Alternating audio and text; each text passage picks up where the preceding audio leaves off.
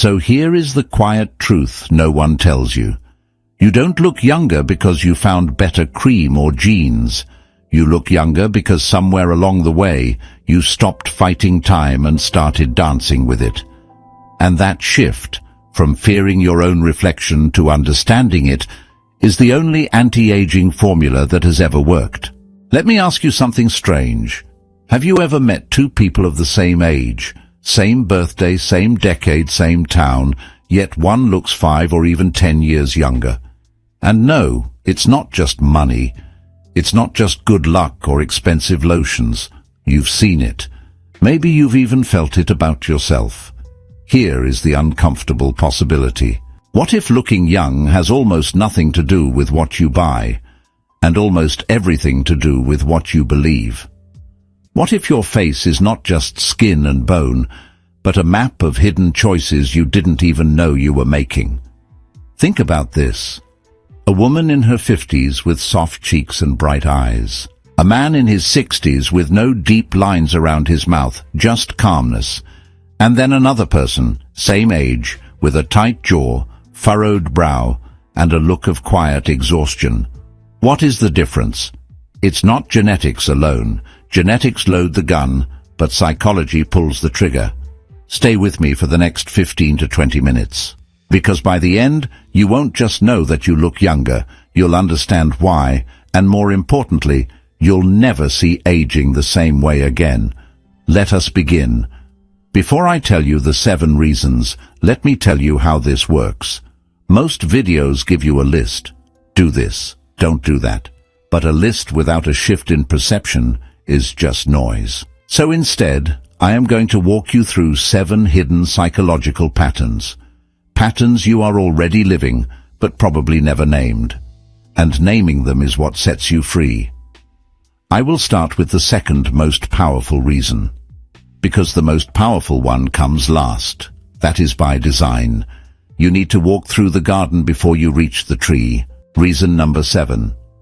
You have unlearned the performance of happiness. Let me describe something you see every day. Watch people on a street. Watch them in a coffee shop. Most of them are wearing a slight facial clench, a tiny tension in the jaw, a small lift of the eyebrows, the corners of the mouth pulled just slightly. They don't notice it. But after 10 or 20 years, that clench becomes a permanent map. Frown lines, tight brows, a look of quiet worry. Now here is you. You have somehow stopped pretending.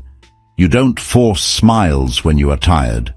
You don't hold your face hostage to please others. And that is not rudeness. That is freedom. Here is the psychology. Carl Jung said that what we resist persists. When you resist showing tiredness, you create a mask. That mask is made of tiny muscle contractions. Over time, those contractions etch themselves into the skin. But when you allow your face to be neutral, to rest, to feel sad without shame, to be simply what it is, your muscles relax, and relaxed skin looks younger, not just younger. More real, practical example. Think about the last time you said, "I'm fine," when you were not. What happened to your face? Your lips pressed together, your forehead lifted slightly, your nostrils may be flared. Now imagine doing that 10 times a day for 20 years. That is 7,000 performances, each one leaving a tiny mark. Now imagine the opposite. Imagine dropping the performance. Imagine sitting in a meeting and simply looking neutral. Not angry, not fake happy, just neutral. Try this today. Next time you are alone, check your jaw. Is it locked? Drop it. Let your lips part slightly. Let your forehead soften. That small release, done 1,000 times a day, is worth more than any serum. And here is the deeper truth. People who look young are not always happy. They are just honest. And honesty rests the face. Reason number 6. You have stopped explaining yourself to everyone. Marcus Aurelius wrote something that sounds simple, but changes lives. He said, "How much time he saves who does not look to see what his neighbor says or does." Let me translate that for your face. Every time you explain yourself to someone who does not listen, your cortisol spikes. Cortisol is the aging hormone. It breaks down collagen. It thins the skin. It puffs the face around the eyes and jaw. Here is the hidden reason this keeps you young. Most people live in a constant state of invisible defense. They are always ready to justify their choices. Why did you take that job? Why did you not have children? Why do you eat that? Why do you dress like that? Each question is a tiny attack, and each answer is a tiny surrender of energy. You, on the other hand, have learned a strange secret. When someone says, "Why did you do that?" you sometimes just say, "Because I did." Not rudely, gently, with a small smile.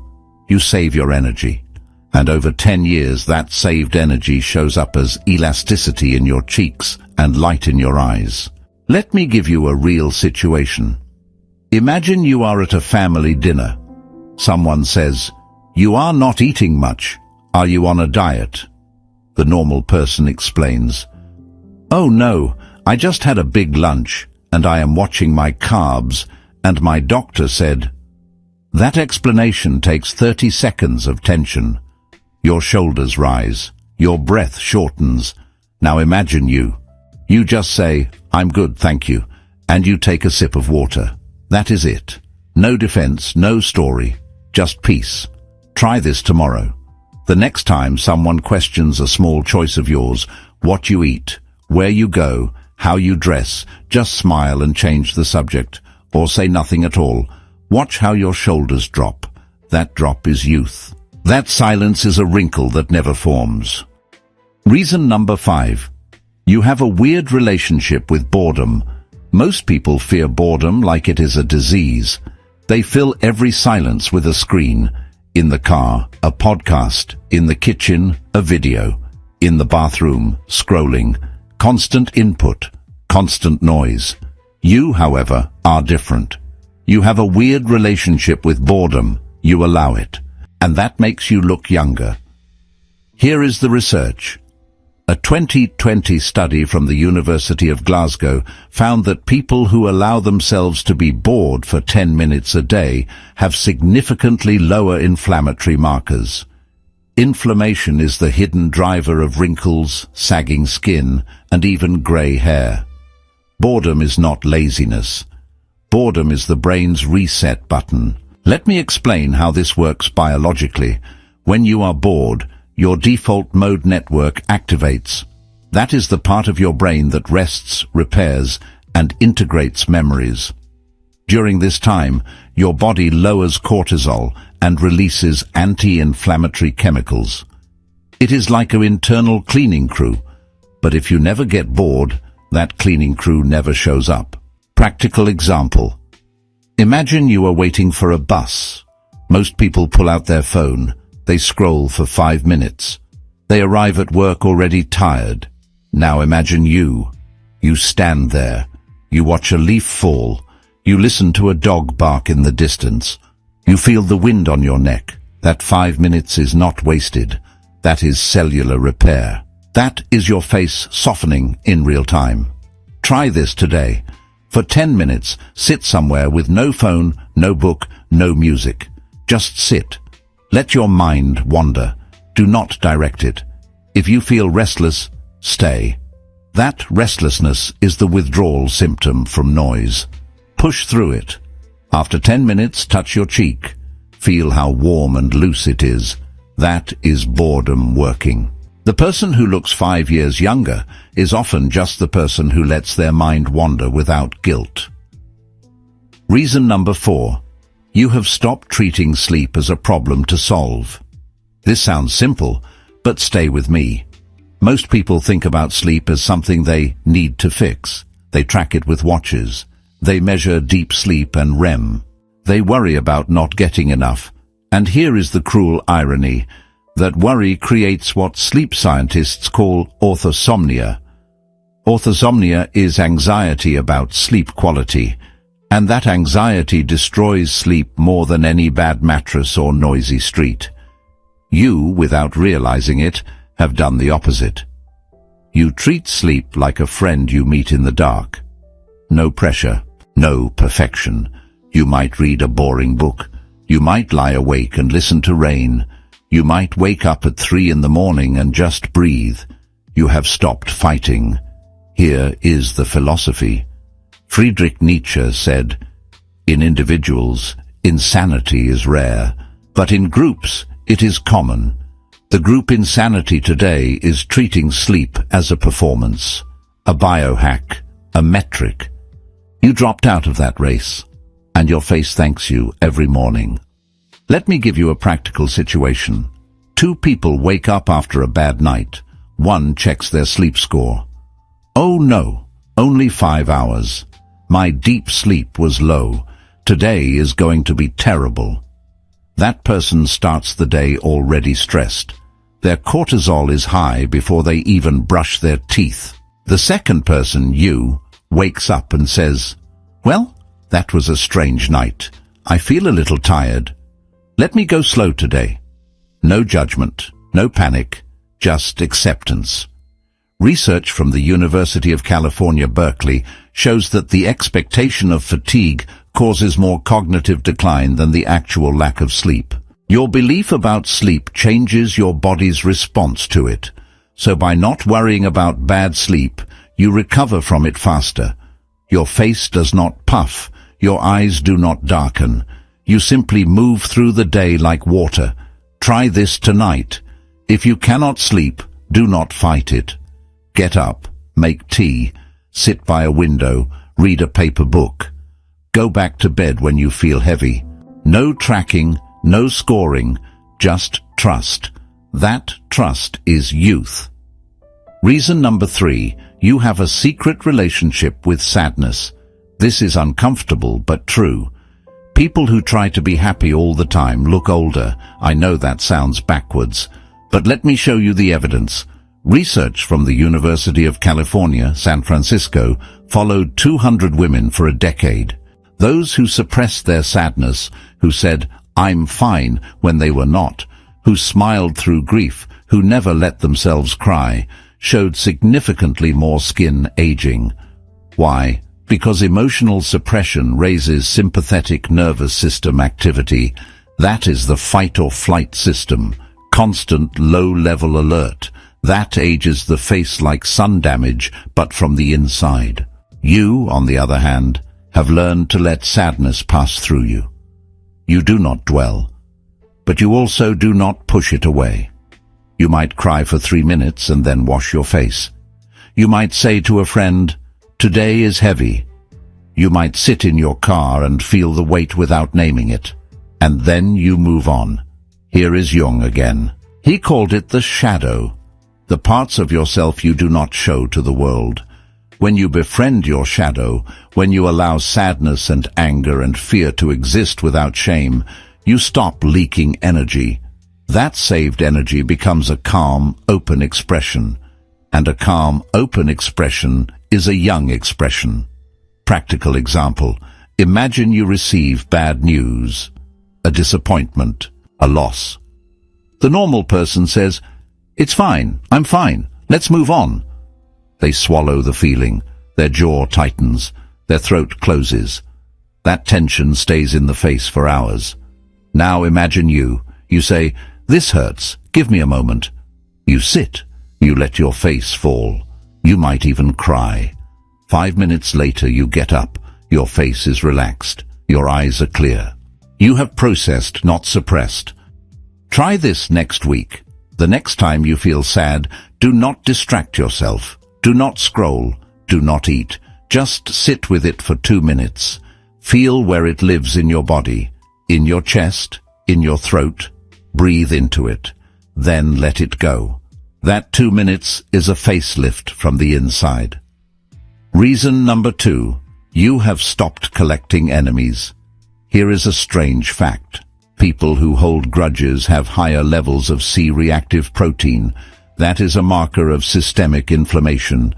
Inflammation ages every organ, including the skin. It stiffens blood vessels. It breaks down collagen. It makes the face look puffy and hard. But you have a quiet rule. You do not keep a list of people who wronged you. You might remember. Memory is fine. But you do not rehearse. That rehearsal is what ages people. Every time you replay an old argument in your head, your body reacts as if it is happening now. Adrenaline, cortisol, inflammation, all for a story that is already over. Let me give you a practical example. Imagine someone cut you off in traffic 3 years ago. If you still feel heat in your chest when you remember it, that heat is aging you right now. Your blood pressure rises, your jaw clenches, your forehead tightens, all for a stranger you will never see again. The person who looks younger has simply asked themselves, do I want to be right, or do I want to be rested? They choose rested every time, not because they are weak, not because they are naive, because they understand that forgiveness is not for the other person. Forgiveness is a wrinkle cream you apply internally. Here is a research-backed practice. Write down the name of someone you are holding a grudge against. Then say this sentence out loud. I am not keeping you anymore. That is it. You do not have to tell them. You do not have to mean it perfectly. You just have to stop carrying them. Your face will thank you within days. Reason number 1. The most powerful hidden reason you look younger. You have stopped asking, do I look old? Let me explain why this is the most powerful reason. The question itself creates the problem. When you check your face for wrinkles, you micro-tense your forehead. When you compare yourself to a 20-year-old, you raise your shoulders. When you zoom in on a mirror and look for damage, you hold your breath. That tension, repeated daily, becomes a permanent posture of aging. Marcus Aurelius wrote, "You have power over your mind, not outside events. Realize this, and you will find strength." You have unknowingly realized this. You do not look in the mirror and ask, how old do I look? You look in the mirror and ask, how do I feel? And because you ask that, your face stays soft. Your eyes stay curious. You move like a person who has nothing to prove. Here is the research. A 2017 study in psychoneuroendocrinology followed people for 10 years. Those who felt younger than their actual age had longer telomeres. Telomeres are the protective caps on your DNA. They shorten with stress. When they get too short, cells stop dividing. That is aging at the cellular level. The feeling of youth literally protects your DNA. Let me give you a powerful situation. Imagine 2 60-year-old women. One looks in the mirror every morning and says, I look old. My neck is sagging. My eyes are tired.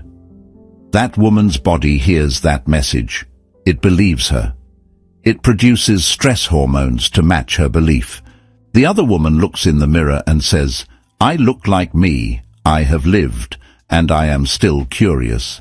That woman's body relaxes. Her telomeres stay longer. She literally ages slower. This is the great paradox. The more you chase looking young, the older you become. The more you accept where you are, the younger you stay. Not because of magic. Because of biology shaped by belief. Try this tomorrow morning.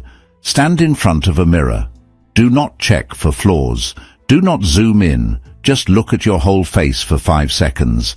Then say out loud, you are fine. That is it.